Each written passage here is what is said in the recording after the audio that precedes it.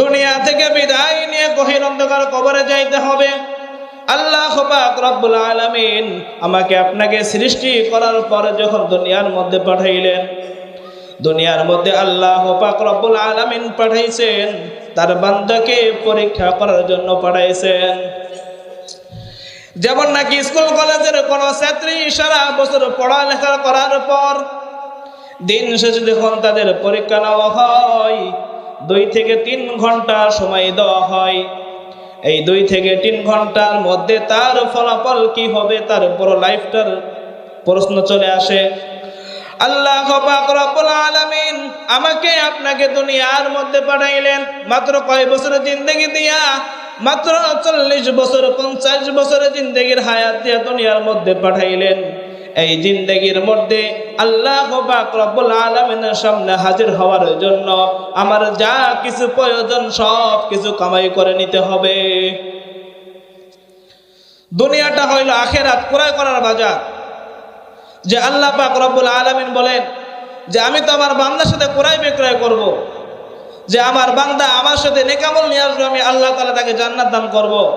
আমি আমার বান্দাকে দুনিয়ার মধ্যে পাঠাইছি, কিছু সময়ের জন্য পাঠাইছি। সে দুনিয়াতে যাওয়ার পর আমি আল্লাহ পাক রব্বুল আলামিনের নাজ নিয়ামত নিয়ে আমি আল্লাহ পাক রব্বুল আলামিনের বড়ত্ব নিয়ে আলোচনা করবে। আমি আল্লাহ পাক রব্বুল আলামিন কিয়ামতের দিন আমার এই বান্দাকে জান্নাত দিব। দুনিয়াতে আসার পর যে আল্লাহ পাক রব্বুল আলামিন আমাকে আপনাকে এত মুহাব্বত নিয়ে সৃষ্টি করলেন, আল্লাহ পাক রব্বুল আলামিন সৃষ্টি করার পর যখন আমাকে আপনাকে দুনিয়ার মধ্যে পাঠাইয়া দিলেন, পাঠানোর পর আমার আপনার ভিতরে একটা রশি দিয়া ধরে রাখছেন। আল্লাহ পাক রব্বুল আলামিন যখন আবার ওই রশি ধরে টান দিবে, আল্লাহ পাক রব্বুল আলামিনের ডাকে সাড়া দেওয়ার জন্য লাব্বাইক বলে হাজির হয়ে যাইতে হবে। আল্লাহ পাক রব্বুল আলামিন দুনিয়ার মধ্যে স্বল্প সময়ের জন্য পাঠাইছেন। আল্লাহ পাক রব্বুল আলামিন বান্দাদেরকে পরীক্ষা করার জন্য। আমি আপনি যদি পরীক্ষায় পাশ করতে না পারি, তাহলে ওই কিয়ামতের দিন আল্লাহ পাক রব্বুল আলামিনের সামনে জাহান্নাম ছাড়া কোনো উপায় থাকবে না। আল্লাহ পাক রব্বুল আলামিন যখন কিয়ামতের দিন, ওই মহা দিবসের দিন, যখন বান্দাদেরকে নিয়ে আল্লাহ পাক রব্বুল আলামিন বিচার শুরু করবেন, আল্লাহ পাক রব্বুল আলামিন ওই মহা কিয়ামতের দিন এমন একটা ভয়াবহ অবস্থা হয়ে যাবে, সূর্য মাথার 1 হাত উপরে থাকবে, কারোর 1 বিঘা উপরে থাকবে, জমিনটা পুড়ে তামাক হয়ে যাবে। আল্লাহ পাক রব্বুল আলামিন ওই কিয়ামতের দিন যখন বান্দাদের সামনে কঠোর হয়ে যাবেন, সমস্ত বান্দারা পর্যন্ত বলতে থাকবে ইয়া নাফসি ইয়া নাফসি, আল্লাহ না জানি আজকে আমাদের কি হয়ে যায়। সমস্ত নবীর উম্মতেরা ঈসা আলাইহিস সালাতু ওয়াস সালামের কাছে চলে যাবেন, বলবেন হে আল্লাহর নবী, আপনি তো আমাদের নবী ছিলেন, আজকে আমরা আল্লাহ পাক রব্বুল আলামিনের সামনে কেমনে দাঁড়াইব? আল্লাহ পাক রব্বুল আলামিন তো আমাদের সামনে কঠোর হয়ে আছেন, আল্লাহ পাক রব্বুল আলামিন তো আমাদের সামনে রাগান্বিত হয়ে আছেন। ওই আল্লাহ পাক রব্বুল আলামিনের সামনে আমরা কেমনে দাঁড়াইব? আপনি তো আমাদের নবী ছিলেন, আপনি একটু আমাদের হয়া আল্লাহ পাক রব্বুল আলামিনের দরবারে সুপারিশ করে দেন। বলবে না না, আমি আল্লাহ পাক রব্বুল আলামিনের সামনে দাঁড়ানোর কোনো ক্ষমতা নাই। বলে কেন? বলে আল্লাহ পাক রব্বুল আলামিনের সামনে দাঁড়াইয়া আমি সুপারিশ করতে পারবো না। তখন তার উম্মতেরা বলবে হে আল্লাহর পয়গম্বর, তাহলে আমরা এখন কার মাধ্যমে আল্লাহ পাক রব্বুল আলামিনের কাছ থেকে সুপারিশ গ্রহণ করে নিব? হযরত ঈসা আলাইহিস সালাতু ওয়াস সালাম বলবেন এমন একজন পয়গম্বর আছেন যে আল্লাহ পাক রব্বুল আলামিনের সামনে দাঁড়ায় সুপারিশ করতে পারবেন। বলে এটা কোন নবী? ঈসা আলাইহিস সালাতু ওয়াস সালাম বলবেন আখির জামানার পয়গম্বর হযরত মুহাম্মদ মুস্তাফা সাল্লাল্লাহু আলাইহি ওয়াসাল্লাম। সমস্ত উম্মতরা এক হয়ে আমার আপনার নবী মুহাব্বতের নবী হযরত মুহাম্মদ মুস্তাফা সাল্লাল্লাহু আলাইহি ওয়াসাল্লামের কাছে যায় বলবি, ইয়া রাসূলুল্লাহ, আল্লাহ পাক রব্বুল আলামিন তো রাগান্বিত হয়ে আছেন, আল্লাহ পাক রব্বুল আলামিনের সামনে আমরা কেমনে দাঁড়াইব? আমার আপনার মায়ার নবী ডাক দিয়ে বলবে, হে আমার উম্মতেরা, তোমরা একটু ধৈর্য ধরো, একটু সবর করো। এটা বলার পর আমার আপনার নবী আখিরি জামানার পয়গম্বর হযরতে মুহাম্মদ সাল্লাল্লাহু আলাইহি ওয়াসাল্লাম সিজদার মধ্যে পড়ে যাবেন। সিজদার মধ্যে পড়ে চোখের পানি ছাড়িয়া ক্রন্দন করবে, ইয়া আল্লাহ, ইয়া উম্মতি, হে আল্লাহ, আমার উম্মতের কি হইবে? আমার উম্মত কি জাহান্নামে চলে যাইবে? আল্লাহ পাক রব্বুল আলামিন বলবেন, হে আমার হাবিব, হে আমার বন্ধু, তোমার কি হয়েছে? তুমি কেন চোখের পানি ছেড়ে কান্না করো? আমি আল্লাহ পাক রব্বুল আলামিনের কাছে একবার বলো। রাসূল কারীম সাল্লাল্লাহু আলাইহি ওয়াসাল্লাম আল্লাহ পাক রব্বুল আলামিনের কাছে বলবেন, ইয়া আল্লাহ, আমার উম্মতের কি হইবে? আমার উম্মত তো সকলেই জাহান্নামী হয়ে যাইতেছে। আল্লাহ পাক রব্বুল আলামিন তো দুনিয়ার মধ্যে পাঠাইলেন কিছু সময়ের জন্য। এই দুনিয়াতে আসার পর আল্লাহ পাক রব্বুল আলামিনকে যদি চিনতে না পারি, রবকে রব বলে চিনতে না পারি, তাহলে কিয়ামতের দিন আল্লাহ পাক রব্বুল আলামিনের সামনে দাঁড়ানোর কোনো অপশন থাকবে না। আল্লাহ পাক রব্বুল আলামিন বান্দারে দুনিয়ার মধ্যে পাঠাইলেন, যাও বান্দা যাও, তোমার আমি 40 বছরের জিন্দেগির হায়াত দান করে দিলাম। এই 40টা বছর তোমার যা কিছু প্রয়োজন হয়, তুমি দুনিয়ার মধ্য থেকে সব কিছু গোছাই নিয়ে আমি মাওলা পাকের সামনে হাজির হয়ে যাবা।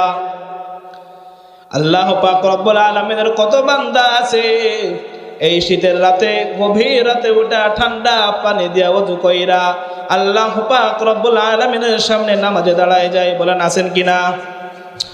হাজার হাজার বান্দা আছে। একটু মাদ্রাসার দিকে খেয়াল করে দেখেন, ছোট্ট ছোট্ট বাচ্চা শীতের বেলা ভোর রাত্রে ওইটা ঠান্ডা পানি দিয়ে ওযু কইরা আল্লাহ পাক রব্বুল আলামিনের সামনে দাঁড়াইয়া যায়।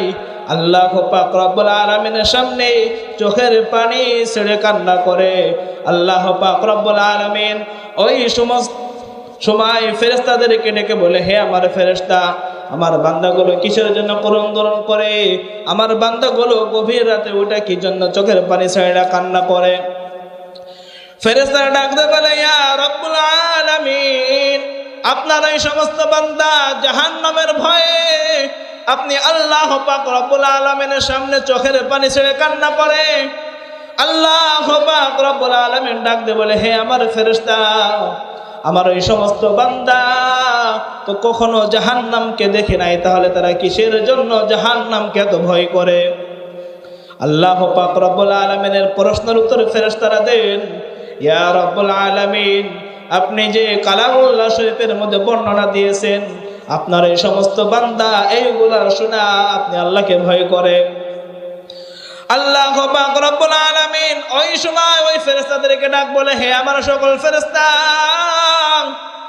তোমরা সকলে সাক্ষী থাকো, আমার যে সমস্ত বান্দা আমি আল্লাহ পাক রব্বুল আলামিনের কাছে গভীর রাতে ওইটা ক্রন্দন করতেছে, চোখের পানি ছেড়ে কান্না করতেছে, আমি আমার ওই সমস্ত বান্দাদের জীবনের সমস্ত গুনাহকে মাফ করে দিলাম। বলেন সুবহানাল্লাহ। আল্লাহ পাক রব্বুল আলামিন বান্দাকে দেওয়ার জন্য বসে আছেন, যে কখন আমার বান্দা আমার কাছে দুইটা হাত তুলে চাইবে। আল্লাহ পাক রব্বুল আলামিন কখন বান্দার কাছে চাইবে? আপনার একটা কথা বলেন, দুনিয়ার মধ্যে কোনো আপনারা যাদের আন্ডারে কাজ করেন, যে কোনো অফিসে, ব্যাংকে, স্কুলে, আপনাদের এমন কোনো স্যার আছে যে আপনার জন্য অপেক্ষা করে? আপনি তার সামান্য একটা কর্মচারী হয়ে আছেন, আপনাকে সে মাস গেলে বেতন দেয়, তার জন্য আপনি দুনিয়ার মধ্যে পুরাটাই জিন্দেগি শেষ করে দিতেছেন। আজ এই আল্লাহ পাক রব্বুল আলামিন আপনাকে এত সুন্দর করে সৃষ্টি করলো, এত সুন্দর একটা ব্যবস্থা করে দিল, 7 আসমান 7 জমিন সৃষ্টি করে দিল, সেই আল্লাহ পাক রব্বুল আলামিনকে আজকে আমরা চিনতে পারলাম না। কথা কোন ঠিক কিনা?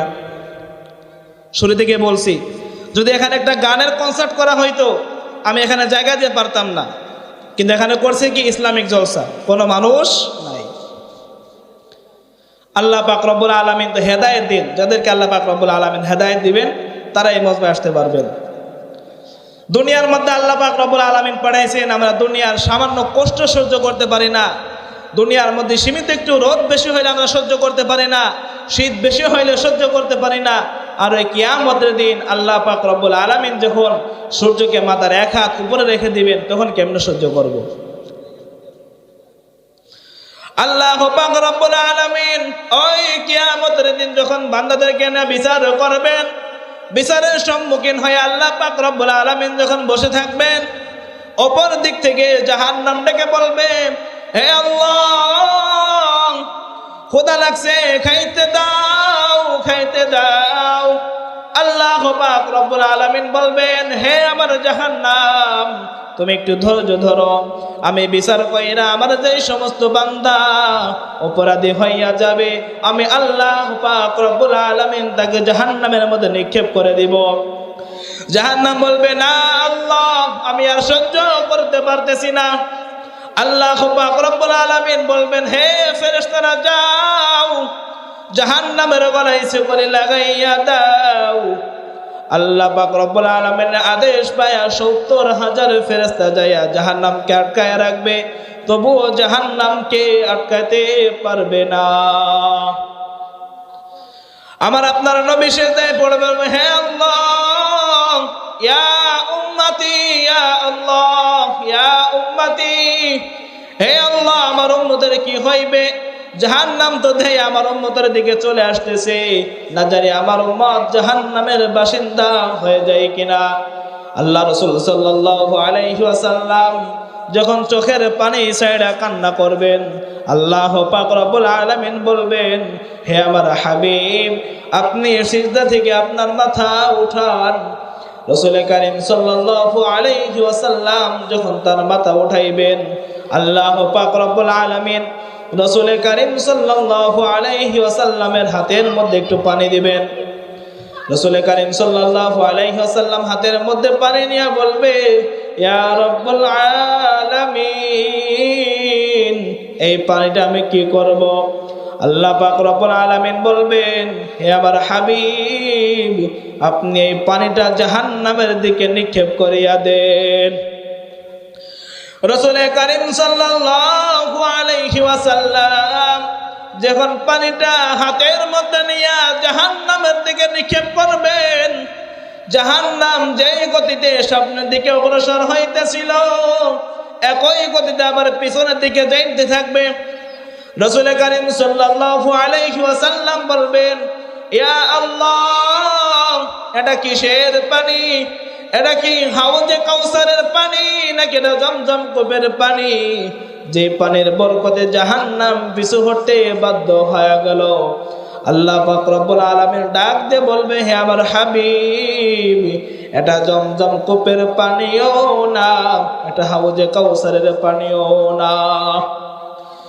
রাসূল কারীম সাল্লাল্লাহু আলাইহি ওয়াসাল্লাম বলবেন, ইয়া রাব্বুল আলামিন, এটা যদি হাউজে কাউসারের পানিও না হয়, এটা যদি জমজম কূপের পানিও না হয়, তাহলে এটা কিসের পানি, যেই পানির বরকতে জাহান্নাম পিছু হটতে বাধ্য হয়ে গেল? বলতে পারবেন না কিসের পানি?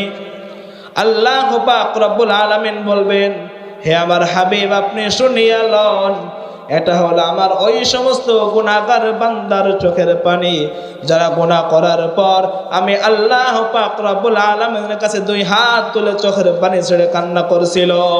আমি আল্লাহ পাক রব্বুল আলামিন আমার ওই সমস্ত বান্দার চোখের পানিকে আমার কাছে সুন্দর করে পরিবেক্ষণ করে রেখে দিয়েছি। বলেন সুবহানাল্লাহ। আল্লাহ পাক রব্বুল আলামিন বান্দাকে দেওয়ার জন্য বসে আছেন। আমি আপনি যদি আল্লাহ পাক রব্বুল আলামিনের কাছে চাইতে না পারি, আল্লাহ পাক রব্বুল আলামিনকে ডাকতে না পারি, তাহলে আল্লাহ পাক রব্বুল আলামিন আমাকে আপনাকে কখনোই দিবেন না। আল্লাহ পাক রব্বুল আলামিনের কাছে চাইতে হবে। গভীর রাতে ঘুমের মধ্যে মগ্ন হয়ে যায়, আর আমার আপনার মাওলা প্রথম আসমানে এসে বলে, হে আমার বান্দা, তোমার কিসের প্রয়োজন আছে আমি আল্লাহর কাছে চাও। কে ঋণগ্রস্ত আছো আমি আল্লাহর কাছে চাও। কে অভাবের মধ্যে আছো আমি আল্লাহ পাক রব্বুল আলামিনের কাছে চাও। কে আছো গুনাহগার আমি আল্লাহ পাক রব্বুল আলামিনের কাছে চোখের পানি ছেড়ে কান্না করো। কে আছো হে দুনিয়ার মানুষ সকল আমি আল্লাহ পাক রব্বুল আলামিন তোমাকে দেওয়ার জন্য বসে আছি। আমি আল্লাহ পাক রব্বুল আলামিন প্রথম আসমানে এসে আমার বান্দাদেরকে ডাকি। আমার বান্দারা কত বড় ঘুমের মধ্যে মগ্ন হয়ে গেছে, আমি আল্লাহ তাআলার ডাকে সাড়া দেওয়ার সুযোগ পাই না। রাতের শেষ ভাগে আল্লাহ পাক রব্বুল আলামিন এসে ডাকে যে আমার বান্দা কার কিসের প্রয়োজন আছে আমি আল্লাহ পাক রব্বুল আলামিনের কাছে চাও। কিন্তু আমি আপনি ঘুমের মধ্যে মগ্ন হয়ে থাকি। এই জন্য তো কবি সুন্দর করে একটা কবিতা বলে যান, ঘুমের চাই নামাজে ভালো আর তুমি ঘুমাইও না, ঠিক মতো পড়িলে নামাজ জান্নাত হবে ঠিকানা। কথা বলেন ঠিক কিনা? জোরে বলেন কথা বলেন ঠিক কিনা? ঘুমের চাই নামাজে ভালো আর তুমি ঘুমাইও না, ঠিক মতো পড়িলে নামাজ জান্নাত হবে ঠিকানা। আল্লাহ পাক রব্বুল আলামিন বান্দারে দুনিয়ার মধ্যে পাঠাইয়া দিবেন। রাসূল কারীম সাল্লাল্লাহু আলাইহি ওয়াসাল্লাম হাদিস শরীফের মধ্যে বলেন মিফতাহুল জান্নাতিস সালাহ, নামাজ হইল বেহেশতের চাবি। এই বেহেশতের চাবি যদি আমি আপনি কুরাই করতে পারি কিয়ামতের দিন বিনা হিসেবে জান্নাতে যাইতে পারবো। আর নামাজ এমন একটা জিনিস যদি আমি আপনি এই নামাজটাকে পড়তে পারি, সুন্দর করে পড়তে পারি, আল্লাহ পাক রব্বুল আলামিন আমাকে আপনাকে দুনিয়ার মধ্যে সমস্ত মুসিবত থেকে হেফাজত করে রাখবেন। আল্লাহ পাক রব্বুল আলামিন পবিত্র কালামুল্লাহ শরীফের মধ্যে বলেন ইন্নাস সালাতা তানহা আনিল ফাহশাই ওয়াল মুনকার। নামাজ এটা এমন একটা জিনিস যেটা বান্দাকে সমস্ত ফাহিশা কাজ থেকে বিরত করে রাখে। আর নামাজ এমন একটা জিনিস যেই নামাজের মাধ্যমে আল্লাহ পাক রব্বুল আলামিনের কাছ থেকে সাহায্য নেওয়া যায় কিনা? সাহাবে ইকরাম রাদিয়াল্লাহু তাআলা আনহু যা কিছু প্রয়োজন হয়েছে আল্লাহ পাক রব্বুল আলামিনের কাছে দাঁড়াইয়া গেছেন। ফাজাইলে আমল কিতাবের মধ্যে একটা ঘটনা লিপিবদ্ধ করা আছে। এক আল্লাহর বান্দা সারাদিন কুলিগিরি করে রাতের বেলা তার সংসার চালায়। রেল স্টেশনে তার একটা গাধা নিয়ে কুলিগিরি করে, রাতের বেলা কুলিগিরি করে, দিনের বেলা ফ্যামিলির সাথে সময় দেয়। ওই আল্লাহর বান্দা একদিন গভীর রাতে রেল স্টেশনে দাঁড়াইয়া আছে। হঠাৎ কইরা এক ব্যক্তি এসে বলে, হে কুলি, আমাকে তো এই রাতে অনেক দূরে যাইতে হবে, আমার সাথে অনেক মাল সামানা আছে, এই মাল সামানা গুলা নিয়া আমি একা যাইতে পারবো না, আমার সাথে তুমি যাইয়া একটু আমাকে সামনের দিকে আগাইয়া দিয়ে আসো। কুলি বেচারা বলে, ঠিক আছে ভাই, আপনি কোথায় যাইবেন চলেন, আমি আপনাকে আপনার গন্তব্য পর্যন্ত পৌঁছাইয়া দিয়ে আসি। আল্লাহর বান্দা সুন্দর কইরা তার মালগুলো গোছাইয়া গাধার পিঠে উঠাইয়া দিলেন। গাধার পিঠে উঠানোর পর যখন রওনা হয়ে গেলেন, কুলি বেচারা যাইতে যাইতে হঠাৎ করে সামনে তাকাইয়া দেখেন দুই রাস্তার একটা মোড়, দুই রাস্তা দুই দিকে চলে গেছে। ওই কুলি বেচারা ডাক দিয়ে বলে, হে আল্লাহর বান্দা, এইটা দুইটা রাস্তার মোড়, আমি কোন রাস্তা দিয়ে আপনার গন্তব্যের দিকে পৌঁছাবো? ঘটনাটা খেয়াল করে শুনবেন। তখন বলে, হে আল্লাহর বান্দা, আমার বাড়ির রাস্তা তো আমি ভালো করে চিনি, আমি তোমাকে যেই রাস্তা দিয়ে নিয়ে যাই তুমি আমার পিছন পিছন ওই রাস্তা দিয়ে চলে আসো। কুলি বেচারা সাদা সিধা মানুষ ওই রাস্তা দিয়ে রওনা হয়ে গেল। এক পর্যায়ে চলতে চলতে হঠাৎ কইরা সামনে যায় দেখে রাস্তা শেষ, আর কোনো রাস্তা নাই, সামনে গভীর একটা জঙ্গল হয়ে গেছে। ওই কুলি আল্লাহর বান্দা ডাক দে বলে, হে মালিক, সামনে তো আর কোনো রাস্তা নাই, সামনে তো রাস্তা বন্ধ হয়ে গেছে, আমি আপনার মাল সামানা গোলা নিয়ে কোথায় যাইব? এই কথা বলার পর যারা মাল সামানা নিয়ে কুলি রওনা হয়েছিল, হঠাৎ করে ওই বান্দা গাধার পিঠ থেকে লাফ দিয়ে পইড়া তার কোমর থেকে তরবারি বের করে কুলির সামনে ধরলো। বলে, ভাই তোমার কাছে যা কিছু আছে তুমি সব বের কইরা আমার কাছে দিয়ে দাও। কুলি বলে, ভাই আমার কাছে তো শুধু একটা গাধা ছাড়া আর কিছু নাই, আমার কাছ থেকে তুমি কি নিবা? আমার কাছে একটা গাধা ছাড়া আমার কাছে কোনো টাকাও নাই, কোনো পয়সাও নাই। বলে, তুমি যদি তোমার সব কিছু না দাও তাহলে তোমাকে আজকে তোমার দুনিয়া থেকে চিরতরের জন্য বিদায় করে দেওয়া হবে। কুলি বেচারা ডাক দে বলে, হে আল্লাহর বান্দা, তুমি তো আমাকে দুনিয়া থেকে বিদায় করেই দিবা, বিদায় করার আগে আমারে 5টা মিনিট একটু সুযোগ দাও। বলে, কেন? বলে, 5টা মিনিট আমি আমার মাওলার সাথে কথা বলতে চাই, আমি আমার মাওলার সামনে দাঁড়াইতে চাই। বলে, তুমি কি বোঝো? তুমি নামাজে দাঁড়াইলা, তোমার আল্লাহ পাক রব্বুল আলামিন তোমাকে বাঁচাইতে পারবে। আজকে আমার হাতে তোমার পিরান, আমি যদি তোমাকে রক্ষা না করি তাহলে দুনিয়ার কোনো ব্যক্তির কোনো ক্ষমতা নাই যে তোমাকে বাঁচাইবে, কিন্তু ক্ষমতা আছে একজনের। কার?